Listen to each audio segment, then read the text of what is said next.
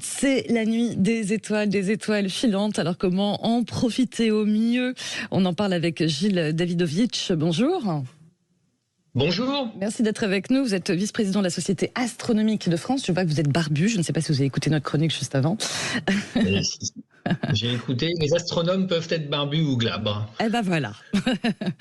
Alors dites-moi, comment on explique à chaque fois le pic des étoiles filantes cette nuit à la mi-août comme ça? Alors, vous savez, en fait, les étoiles filantes sont finalement des toutes petites particules de poussière, des résidus, en fait, qui ont été déposés derrière des comètes, qui, comme les planètes, tournent autour du Soleil. Et là, en l'occurrence, en fait, il s'agit d'une comète qui est passée pour la dernière fois en 1992, mais qui fait le tour du Soleil tous les 133 ans, donc on la reverra pas de sitôt. C'est sûr. Toutefois, en fait, derrière elle, elle a laissé ces petites particules dans une espèce de tore, en fait, une queue comme ça qui reste. Et donc, la Terre, tous les ans au mois d'août, la Terre va rentrer en fait dans ce nuage. Et précisément ce week-end, on va rentrer dans le cœur du nuage. D'accord. Et là, on les appelle les Perséides.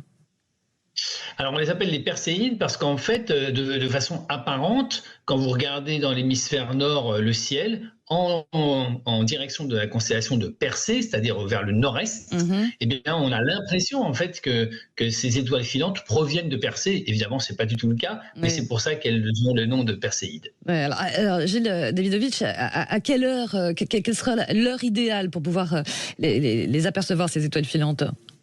Alors cette année, ça commence quand il commence à faire vraiment nuit, disons à partir de 22h30, 23h jusqu'à 3-4h du matin demain, mais en fait ça va durer plusieurs nuits de suite. Ça a déjà commencé en fait. Le maximum c'est ce week-end, mais ça a déjà commencé depuis fin juillet et ça va se poursuivre jusqu'au 25 août à peu près. Et puis on a une chance inouïe cette année qui se cumule, qui est assez rare. C'est qu'il y a très peu de lune, donc il n'y a pas beaucoup de lumière parasite par la lune. Et puis surtout, l'essaim arrive assez haut dans le ciel, donc on devrait pouvoir en voir pas mal. D'accord, alors voir pas mal, ça dépend où forcément. Pas facile dans les villes, dans les grandes villes où on parle de pollution lumineuse. Non, en effet, vous savez que malheureusement, malgré la crise énergétique et le prix énorme de l'énergie, on lutte beaucoup, nous, à la Société astronomique de France, pour dénoncer ce gaspillage et du coup, c'est pas très bon pour la biodiversité, c'est pas bon pour le portefeuille des citoyens et des citoyennes, et puis c'est pas bon non plus pour observer effectivement les Perséides notamment.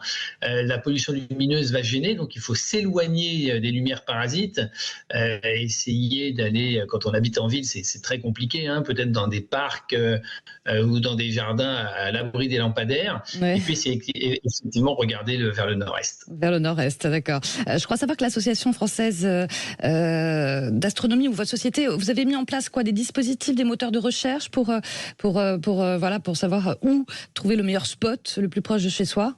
Alors oui, on a deux associations. Il y a l'Association française d'astronomie qui effectivement co-organise en fait depuis pas mal d'années ces festivités un peu partout sur le territoire métropolitain. Et donc il y a plusieurs centaines en fait de sites où les clubs d'astronomie locaux, les associations vont permettre aux gens finalement sans télescope, sans jumelles, sans lunettes. On n'a pas besoin de s'équiper quoi.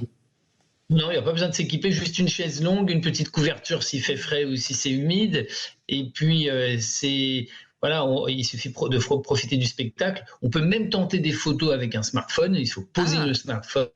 Et ça peut être très, très sympa de tenter une photo avec un beau premier plan. D'accord. Question bête, on pourra voir des planètes ou pas du tout?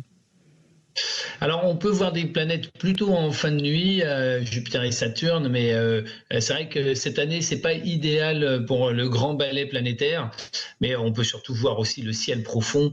C'est très joli. La Voie lactée, actuellement, elle est absolument incroyable. Elle zèbre le ciel comme ça, la voûte céleste, quand on est en montagne ou au bord de la mer. C'est absolument remarquable. Ouais, alors spectacle gratuit, spectacle poétique, surtout en ces temps, anxiogène, c'est bien un petit peu de se reconnecter aux étoiles, à notre passé, à notre futur, non ? Oui, absolument. Alors effectivement, c'est très poétique, un peu romantique aussi. On fait des vœux, comme vœux à tradition. C'est vrai. Alors on peut peut-être 60 vœux par heure, c'est pas mal. Faut en profiter. Oui, non, bien sûr, c'est important de prendre le temps, qu'on soit en vacances ou qu'on soit pas en vacances, de prendre le temps un peu de penser à autre chose, de s'évader, de relativiser les choses. On est une planète un peu en furie, les conditions de vie sont dures pour beaucoup, beaucoup de gens, et le ciel est gratuit, le ciel est sans danger, le ciel appartient à tout le monde. Donc il y a aussi un esprit, si vous voulez, de partage, de considération. En fait, voilà, on est tout petit à notre place dans l'univers. Vous voyez, les hommes, plus les hommes que les femmes d'ailleurs, hein, se bagarrent. C'est un peu masculin. Et c'est très malheureux parce qu'en fait, finalement, on se bagarre pour des portions de territoire, pour du pétrole, pour du gaz, pour ceci, pour cela.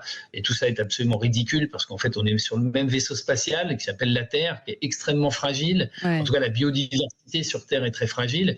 Et c'est vrai que c'est le bon moment pour prendre conscience aussi et de relativiser les choses, en fait. C'est ce qu'on essaie de faire au travers de l'éducation populaire. Voilà. Exactement. Les messages poétiques et bien présents sont passés. Merci beaucoup Gilles Davidovich d'avoir été avec nous et belle nuit des étoiles. Hein. Merci également. Voilà. Merci.